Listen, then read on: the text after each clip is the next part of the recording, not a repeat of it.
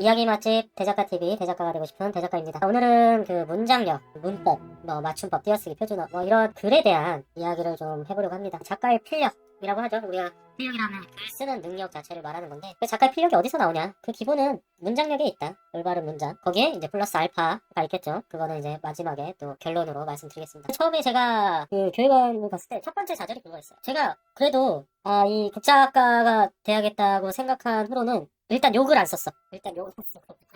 굉장히 그 깜찍한 발상이죠. 난 극작가가 될 거니까 글을 써야 되는 사람이 될 거니까 난 욕 쓰지 말자. 이 악물고 욕을 안 쓰기 시작했습니다. 그 말을 되도록이면 좋은 말, 올바른 말을 쓰려고 노력했고 그리고 이런 글을 써야 될 때나 이럴 때 최대한 맞춤법, 띄어쓰기 이런 거를 생각해서 쓴다고 썼는데 교육원을 가서 이제 그때쯤 해가지고 띄어쓰기 검사하기가 막 이렇게 나왔어요. 전 그때까지도 알지 못했죠. 그런 게 있을 거라는 거. 그거를 제가 쓴 글을 그 검사기에 돌려보니까 와다다다다다 다 틀려. 다 틀려. 거기서 첫 번째 좌절. 내가 완전 모르고 있었다. 이야기 참 작은 요리를 하는 기분이다. 다양한 재료를 넣고 나만의 레시피로 만드는 것처럼 이야기도 비로소 완성된다. 이야기 맛집 대작가TV 맛있게 봐주세요.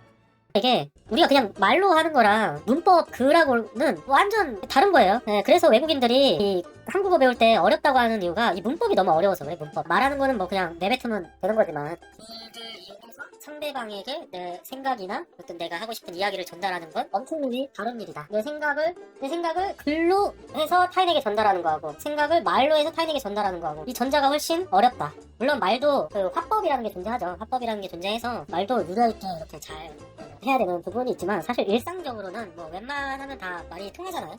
물론 말이 통하지 않는 친구들도 있지만 그건 이제 이 말 자체가 그렇다기보다는 사고방식의 문제지. 그 사람하고 말이 안 통한다는 건. 그 말이라는 건 감정이나 억양이나 뭐 이런 게 담겨있다 보니까 조금 더 명확하게 타인에게 이게 어떤 의도와 생각인지 전달이 되지만 이 글은 그런 게 없잖아요. 우리는 말이 아니라 글로 전달해야 되잖아요. 온전히 글로써 타인이 전달받는 거기 때문에 그래서 카톡이나 이런 거 잘 보내야 되는 게 같은 말이라도 오해를 할 수가 있어요. 너 말을 그따위로 해? 뭐 이렇게 아니 난 그런 뜻이 아니라 계속 커져 일이. 그래서 잘 써야 된다. 그래서 더 올바른 말, 문법에 맞는 말, 맞춤법, 띄어쓰기 등이 중요한 것이다. 그렇게 생각을 합니다. 요 부분은 얘기하면 끝도 없어요. 그래서 간단히 이렇게 정리를 하겠습니다. 아시겠죠? 어떤 의미인지?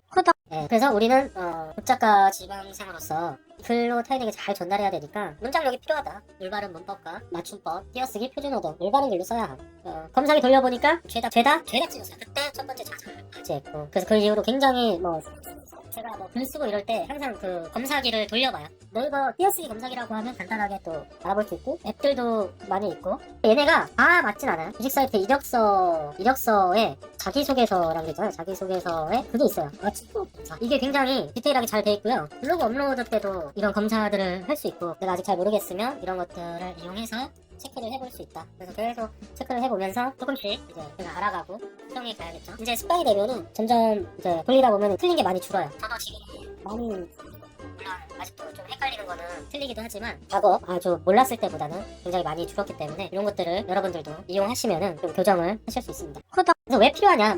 방금 말한 전달 과정에서의 의미도 있지만 이런 걸 써야지 그 작가 및 작품의 신뢰성과 연결이 된다. 또 그런 거 재밌는 거 있더라고요. 이성이 정 떨어질 때 순위 보니까 맞춤법하고 띄어쓰기 엉망일 때 정이 떨어진다. 이렇게 얘기합니다. 그래서 이 작품도 마찬가지로 이제 제작사나 감독, PD, 제작자들에게 보여지는지 공모전하고 심사위원들한테 보여지는데 그때 이 작가의 글을 딱 봤는데 문법도 엉망이고 정말 그냥 끝 그냥 패스. 얘는 그냥 기본이 안 돼 있네. 그냥 끝나는 거죠.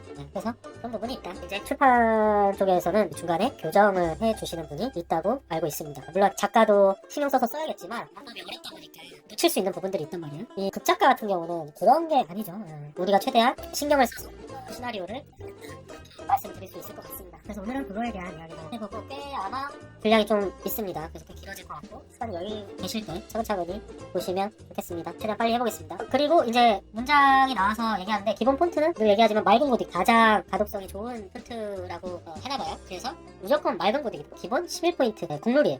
근데 이제 폰트 같은 경우는 간혹가다 또 다른 경우가 있긴 있더라고요. 공모전 같은 경우는 거기에서 또 제시를 해줘요. 제시가 별도로 돼 있지 않을 때는 기본적으로 이렇게 가져가면 좋다. 이렇게 알고 계시고 자 그럼 간결한 문장으로 가독성을 높인다. 이제 가독성이라는 건 이제 얼마나 빨리 잘 읽히냐의 얘기죠. 그래서 문장이 간결해야 돼. 간결.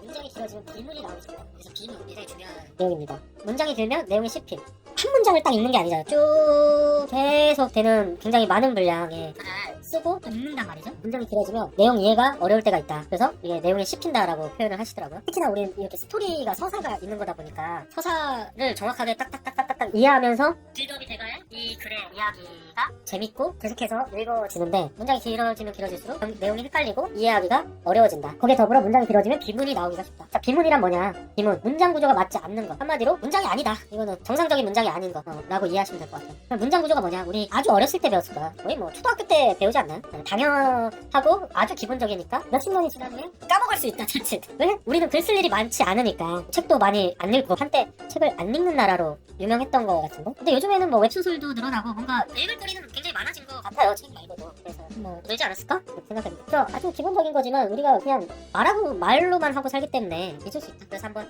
가볍게 짚고 넘어가겠습니다. 또 모르시는 분들도 계실 수 있기 때문에 내가 안다고 해서 남이 꼭 알 거라는 보장이 없죠. 보통은 글을 잘 안 쓰니까. 그래서 주어, 목적어, 서술어 이게 가장 문장의 기본 구조다. 기본만 지켜도 먹고 들어가. 막 되게 화려한 글을 내가 어렵다면 이 기본 문장 구조만 지켜서 글을 써내다가도 먹고 들어간다는 거죠. 네. 어떻게 뭐 화려하게 뭐 미사여구를 막 엄청나게 넣어서 막 맛있게 그렇게 쓰면 좋겠지만 이 기본이 깨진 상태에서 그렇게 쓰는 건 좋지 않다. 차라리 이 기본을 먼저 지키는 게 중요하다라고 볼 수 있습니다. 이 기본 구조, 이 기본 문장, 문법을 내가 온전히 익히고 나서 그런 어떤 화려한 글들을 주어란 뭐냐? 주요 문장 성분의 하나로 수어가 나타내는 동작이나 상태의 주체가 되는 말. 철수가 운동을 한다 해서 철수가 따위이다. 자, 목적어. 주요 문장 성분의 하나로 파동사가 쓰는 문장에서 동작의 대상이 되는 말. 철수가 책을 읽는다 해서 책을 따위이다. 서술어. 한 문장에서 주어의 움직임, 상태, 성질 따위를 서술하는 말. 철수가 웃는다 해서 웃는다. 철수는 점잖다 해서 점잖다. 철수는 학생이다 해서 학생이다. 같이 주로 동사, 형용사, 서술격 조사의 종류형으로 나타낸다. 이런 문장 구조로 기본적으로 가져가야 된다는 거예요. 그리고 또 주어가 빠지면 안 돼. 주어가 빠진 목적어 서술어로만 이렇게 구조가 돼 있으면 대체 뭐가 어떻다는 거야? 뭐 이렇게 돼버리는 거겠죠. 그래서 주어가 빠지면 안 돼. 정말 이 문법은 파도 끝이 없어요. 문법, 뭐 맞춤법, 띄어쓰기, 이제 기본적인 문법에 관해서는 여기까지만 제가 얘기를 하고 본인이 필요하시다면 문법을 찾아서 따로 공부를 열심히 하셔야 됩니다. 자, 문장을 짧게 쓰는 버릇을 해라. 처음 말했던 거랑 같은 맥락이죠. 짧게 쓰는 길다고 좋은 게 아니에요. 그렇다고 너무 막 짧게 할 수는 없겠죠. 그건 뒤에 또 나옵니다. 간략한 문장으로 호흡으로 이어 써라. 여기서부터 저는 처음 들었던 내용들이 나오더라고요. 번역투. 외국어를 번역하는 과정에서 맞지 않는 문법. 이게 무엇이냐. 일본어 번역투, 영어 번역투. 일본어 같은 경우는 일제 강점기 시대가 있었죠. 그래서 많은 문화에 영향을 받았고 그래서 그 일본어가 많이 남아있잖아요. 우리 사용하는 언어 글 중에도 그런 것들도 포함되어 있을 것이고 일본 문화, 애니메이션이라든가 만화라든가 다양한 일본 문화를 접하다 보니까 일본식 문법들이 있다. 그리고 영어도 마찬가지죠. 역시나 뭐 미드라든지 외국 문화를 접하면서 영어 번역 이 두 가지가 왜 문제가 되냐. 회의를 가졌다. 회의를 참석했다. 처음에 이거를 딱 듣고 좀 머리가 띵했어요. 그냥 아무렇지 않게 쓰는데 회사에서도 그러잖아. 일상적으로 그냥 여러분 1팀 회의 좀 가지세요. 근데 이게 옳은 말이 아닌 거야. 한국어 문법상 맞지 않는 말인 거야. 이런 게 이제 비문인 거죠. 이런 것들도. 회의를 어떻게 가져? 회의는 가질 수 있는 게 아니죠. 회의를 참석했다, 참석해라. 여러분 회의 좀 진행하세요. 이런 식으로 해야 맞는 건데 기가 막힙니다. 도심 속에 나의 집. 이것만 보면 뭐가 이상하지 했는데 도심 속에 내가 사는 집. 의라는 게 일본어 번역체에서 나온 거예요. 잘 생각해보시면 일본은 계속 그 노자를 써. 뭐뭐 심하시다. 뭐뭐노 해야 그게 남아있는 거예요. 그래서 이런 말들을 최대한 이렇게 써야 된다. 예상되고 있다. 예상된다. 훨씬 더 간결해지고 예시로 봐서 크게 문제가 없어 보이잖아요. 장문의 글이 되면은 이런 것들이 굉장히 글이 난잡해지고 또 가독성도 떨어지고 전달력도 떨어지고 이해하기도 힘들어진다는 거죠. 이런 번역투 자주 등장을 하면. 그래서 이런 거를 고치셔야 합니다. 저도 굉장히 이 번역투는 차라리 어떻게 보면 맞춤법, 오타, 띄어쓰기 이런 거는 진짜 명료한데 이 번역투는 너무 이 습관화가 돼 있어 체득이 돼 있어가지고 이건 좀 진짜 신경을 써서 조정을 해 나가야 될 것 같아요. 그래서 간단하게 이제 예시를 든 거고 이거 말고도 어마무시하게 많이 있습니다. 정말 보시면은 이런 게 번역투구나. 이게 올바른 문장이 아니었구나. 너도 나도 쓰니까 의미 전달은 그냥 일상생활에선 되지만 배제를 해야 된다. 번역투 검색하시면 자세히 잘 나와 있더라고요. 참고하셔서 보시면 될 것 같습니다. 마찬가지로 제가 여기서 다 다루는 거는 너무 분량이 많습니다. 그리고 가분수 문장, 주어가 길어진 문장. 가분수라는 건 수학에 나오는 용어잖아요. 분모보다 분자가 더 커졌어. 4분의 6. 또 어렸을 때 머리 큰 친구들, 야 가분수야, 그러면 안 돼요. 어렸을 때 제가 그냥 이제 그 예시로 만든 건데, 자, 이리저리 살피더니 갑자기 숨어서 철수는 혼자 도시락을 꺼내 먹는다. 그러니까 이쪽이 길어진 거야. 이쪽이 철수가 주어잖아. 철수한테 숨는 맛이 나아진다. 이리저리 살피더니 갑자기 숨어서 철수는 혼자 도시락을 꺼내 먹는다. 다시 한번 말씀드리지만 이게 한 문장이라서 그나마 이해가 가는 거예요. 이렇게 계속 나오면 이해 못한다는 거죠. 헷갈린다는 거. 그래서 이 가분수 문장을 조심해야 된다. 그리고 한 문장에 두 성격 을 쓰면 안 된다고 합니다. 뭐뭐 하지만 뭐뭐한 이런 거 되도록이면 안 되는 건 아니지만 문법상 안 맞는 건 아닌데 피하라. 그냥 이해를 돕기 위해서 쓴 거지 큰 의미는 없습니다. 버리려 하지만 버리지 못했다. 버린 거야 버리지 않은 거야 뭐 이렇게 된다는 거죠. 이런 식의 문장이 많아지면 계속 얘기하지만, 그래서 한 문장에 웬만하면 두 가지 성격, 반대되는 성격 이런 거 나오기 좀 쉬워요. 왜냐면은 그 내용을 여기에 다 넣고 싶은 마음에 무리하게 이렇게 붙여가지고 하는 경우가 많이 있기 때문에 그런 것도 경계해야 된다. 그리고 마침표, 쉼표, 조사를 잘 활용하라. 마침표 당연히 찍어줘야 되는 거고, 이 마침표라는 거는 꼭 이렇게도 찍을 수 있지만 저는 좀 중간에 뜬금없이 찍기도 해요. 거기까지 딱 끊어 읽는 거지. 그 문장이 끝나는 거지. 그러기도 하고 뭐 중간에 쉼표, 여기서 쉬었다, 읽어라, 그런 것들을 잘 활용하고 조사를 잘 활용해라. 조사란 한국어에서 체험, 명사, 대명사, 수사의 뒤에부터 문법의 의미를 더하는 품사, 뭐 을, 이, 가, 깨서, 에서 등 뭐 굉장히 많아요. 조사도 무슨 조사 굉장히 많기 때문에 이것도 검색하셔서 알아보시면 될 것 같습니다. 이런 조사들도 잘 활용을 하라. 이게 잘 안 맞으면 또 이해하기가 어려울 수 있어요. 접속사 활용을 잘해라. 그러니까 그 문장에서 이런 것들을 잘 활용하라. 그러니까 이거를 막 마구 넣으라는 뜻이 아니라 늘려면 활용을 잘해라라는 거. 접속사 및 또 혹은 등과 같이 나열의 기능을 하는 것. 그러니, 그래서, 그러면, 따라서 등과 같이 문장을 순접하는 것. 그러나, 그런데, 하지만 등과 같이 역접하는 것이 있다. 이제 두 문장을 중간에 얘기죠. 나열의 기능을 하는 것도 있고 두 문장을 붙이는 것도 있고 반대되는 개념을 뒤에다 쓸 때 아까 말했던 요거죠.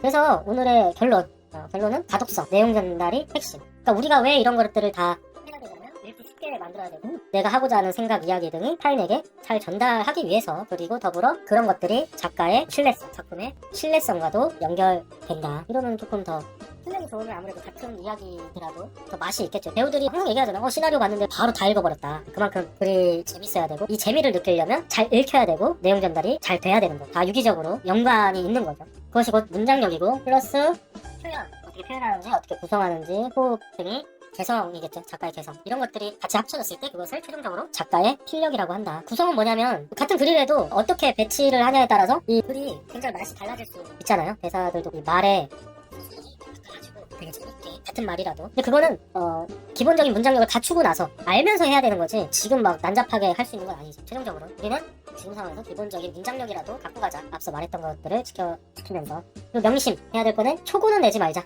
초고라는 건 처음 딱 쓴 거. 처음부터 이 문법이나 이런 거를 다 뭐 잡아갈 필요는 없어요. 물론 내가 마스터 해가지고 쓸 때부터 이제 그냥 따다다다다 맞으면 뭐 훨씬 좋겠지만 어쨌든 쓸 땐 모르다가도 나중에 다 이렇게 퇴고 과정을 하면은 뭐 오탈자도 나오고 비문도 있고 뭐 맞춤법도 띄어쓰기도 퇴고 과정에서 많이 발견되잖아요. 그냥 우다다다 쓴 게 초고인데 그래서 이 초고는 내지 말자. 최소한 오탈자 비문이라도 퇴고한 다음에 퇴고는 수정. 이게 탈자 때문에 마치 이 탈고하고 헷갈리는데 퇴고는 수정하는 겁니다. 계속 고쳐 쓰는 것을 말하고 탈고는 이제 딱 마무리, 문구를 딱 마무리하는 게 퇴고 과정이 탈고. 그래서 초고, 퇴고, 탈고 이런 순서로 글을 쓰는 거죠. 그래서 퇴고 후에 제출을 해라. 뭔가 내려면 공모전이든 누군가한테 줄 때 그래서 오탈자 비문만이라도 잡고 가자. 근데 최소라고 말하는 거죠. 최소 이것만 해야 된다는 게 아니야. 최소 이거라도. 초고는 내지 말고 초고를 내는 사람들도 많이 있나 봐요. 그러니까 이 얘기를 하는 거겠죠. 뭐 시간에 쫓기든 아니면 본인 스타일이든 본인이 문법이나 맞춤법 띄어쓰기에 난 다 맞아? 뭐 이렇게 생각하시는 분들이 그냥 조금 후다다다다 써가지고 내고 이런 것들 같아요. 자, 근데 단 맞춤법 및 문법이 예외인 글이 있어요. 뭘까요? 대사는 우리가 말하는 거잖아요. 이를테면 구어체잖아요. 물론 대사도 뭐 기본적으로 맞아야겠지만 꼭 맞지 않아도 되는 예외의 글이에요. 영상에서 대사 얘기할 때 정확히 얘기하겠습니다. 대사는 맞춤법 및 문법이 예외일 수 있다. 다음 시간에는 로그라인에 대해, 로그라인 아마 오다가다 많이 들어보셨을 거예요. 한마디로 말하자면 이 작품을 한 줄로 요약하는 건데 거기에는 필수 구성 요소들이 또 있어요. 그래서 어떤 것들이 들어가야 되고 어떻게 뭐가 나와야 되는지. 로그라인이라는 건 영화 시나리오에서 많이 쓸 거예요. 드라마보다는. 저도 영화 쪽 알아보다가 이 로그라인에 대해서 들어봤거든요. 다음 시간에 이 로그라인에 대해서 얘기를 할 거고 오늘 쿠키 영상 있습니다. 감사합니다. 다음 영상에서 뵐게요.